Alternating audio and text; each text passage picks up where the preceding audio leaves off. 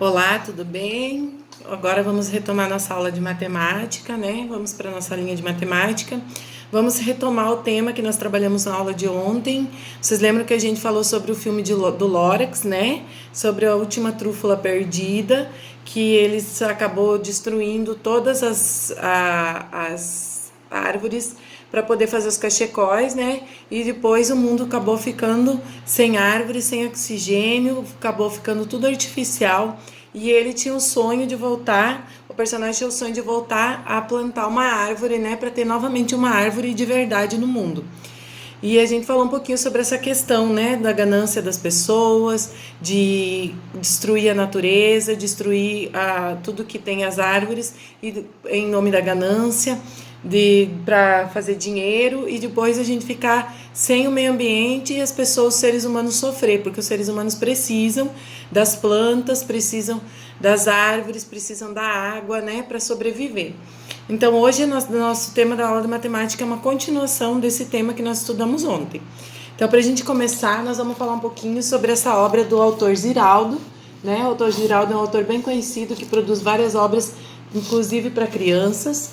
Então, aqui fala, ler e se encantar é só começar. O Menino da Terra, Ziraldo. Descrição. Aqui está falando sobre um livro que é uma obra de Ziraldo, tá bom? A prof vai ler para vocês explicar um pouquinho sobre esse livro. Qual será o futuro do nosso planeta se as pessoas não respeitarem o mundo em que vivem? Precisaremos buscar outro mundo para viver? Essas são questões com as quais crianças e adultos se deparam todos os dias. O Menino da Terra é um livro que fala de um possível recomeço para a humanidade, com criatividade e sensibilidade.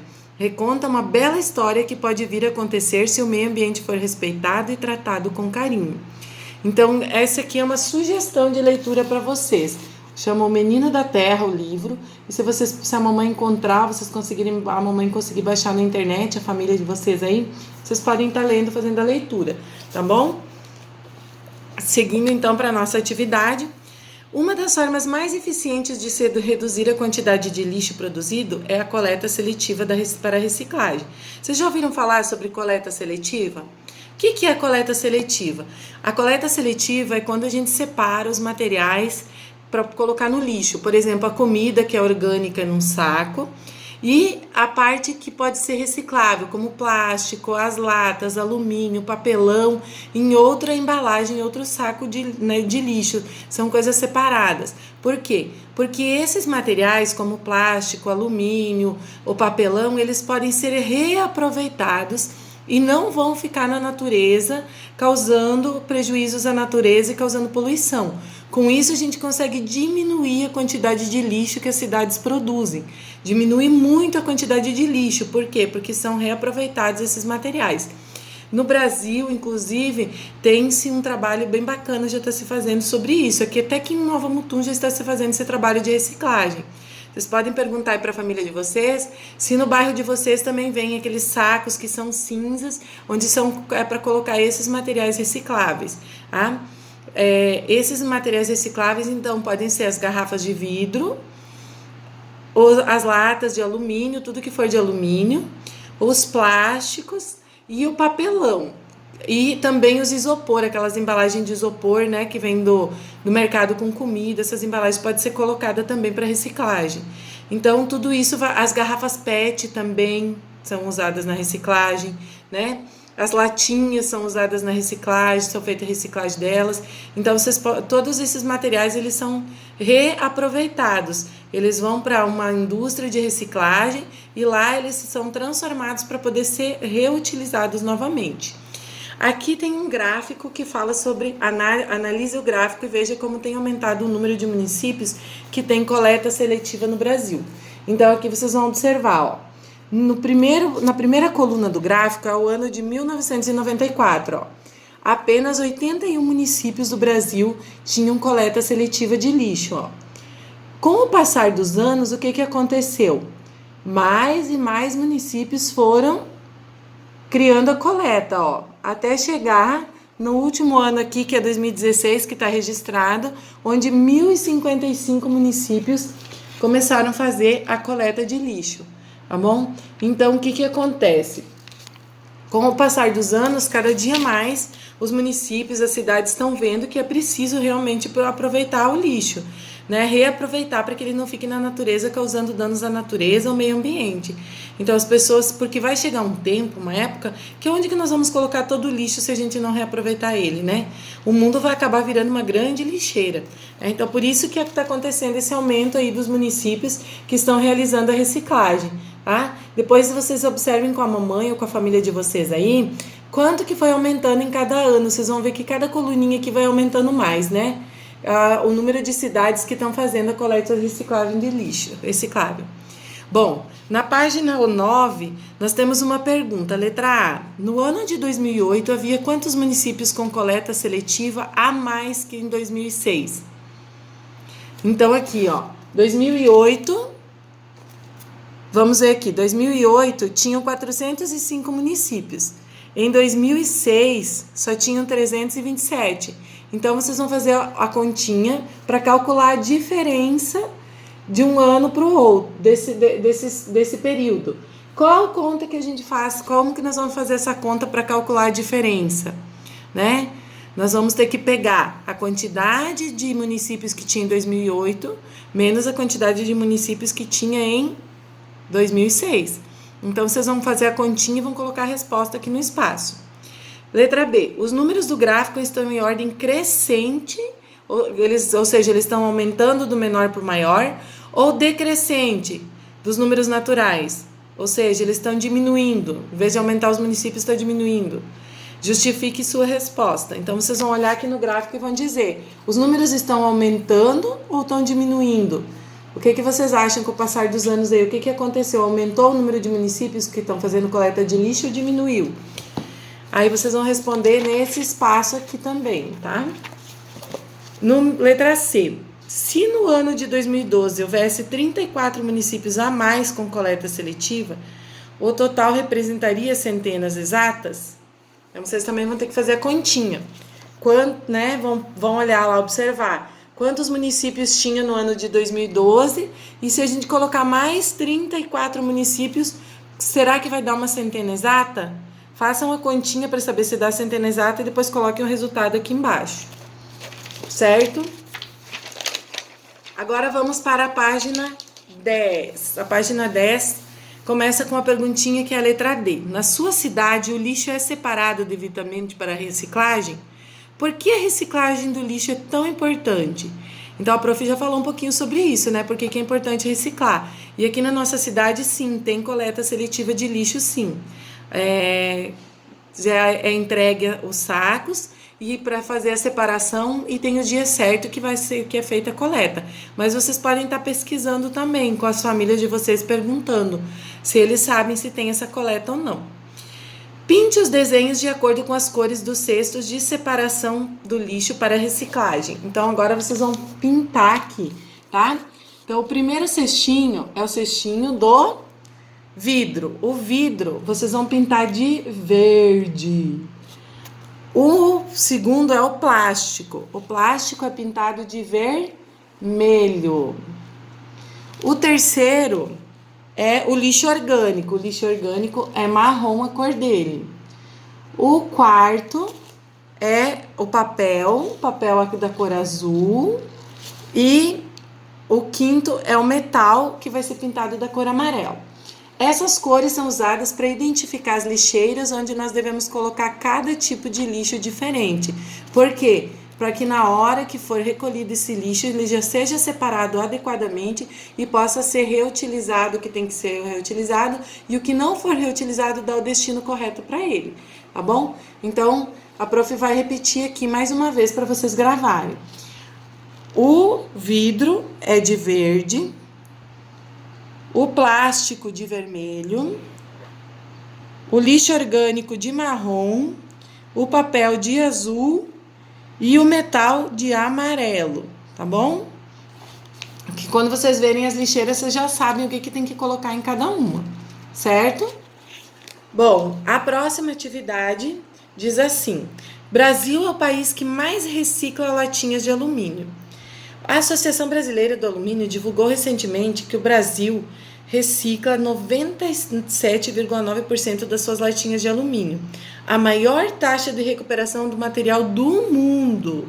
A pesquisa ainda conta que o Brasil reciclou 292,5 mil toneladas de latas de alumínio, o que gera uma economia de energia de quase 20%, alcançado no horário de verão em todo o país. Então, viram como que o Brasil já está se movimentando, né, para a gente fazer esse trabalho de reciclagem? Vocês viram quanto que é feito de reciclagem no Brasil hoje? É o país do mundo que mais recicla latinhas. Bacana isso, né? Bom, mas além da reciclagem, o prefeito da cidade de Lara pensou em outras maneiras de conscientizar a população sobre a importância da preservação do meio ambiente. Veja o outdoor que ele mandou colocar em um ponto de grande acesso da cidade.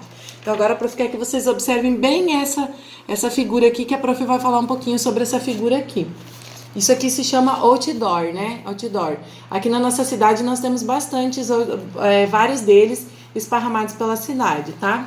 Então, nesse aqui, o prefeito dessa cidade, ele escreveu assim, desenhou a bicicleta, que vocês estão vendo aí, e escreveu, não queime combustível, queime calorias. 22 de setembro, Dia Mundial Sem Carro. E aí tem uma plaquinha, né, dizendo que é proibido andar de carro, e uma cidade aqui que tá saindo uns coraçõezinhos dela. Então, vou repetir qual é a frase. Não queime combustível, queime calorias. O que será que está querendo dizer nessa imagem aqui? O que será que o prefeito quis dizer para as pessoas? Né? Com esse outdoor, com essa placa de propaganda, né? Que o outdoor é uma placa de propaganda. Quando ele fala para as pessoas, que ele desenha a bicicleta e fala para as pessoas não queimar combustível, queimar calorias, ele está pedindo para as pessoas fazer o quê? Deixar o carro em casa e andar de bicicleta. Então, qual será que é a finalidade, a intenção dele com esse cartaz? O que ele quer que as pessoas façam em relação ao meio ambiente, né? Por que ele está pedindo para as pessoas não andar de carro e só andar de bicicleta, né? O que ele quer, qual a mensagem pro meio ambiente em relação a isso? Letra B, no outdoor está escrito queime calorias. O que isso significa? O que será que significa andar de bicicleta e queimar calorias? O que ele quer dizer, né? Então, vocês vão também estar respondendo nesse espacinho aqui. A outra atividade, a número 8, diz assim, a bicicleta é um meio de transporte que não polui o ambiente. Veja a quantidade de bicicletas que foram para as ruas no Dia Mundial Sem Carro, só no bairro de Lara. Então, vocês vão contar quantas bicicletinhas tinha aqui, tá? Podem contar com o dedinho, contem, porque aí na outra página agora nós temos as atividades sobre essas bicicletas.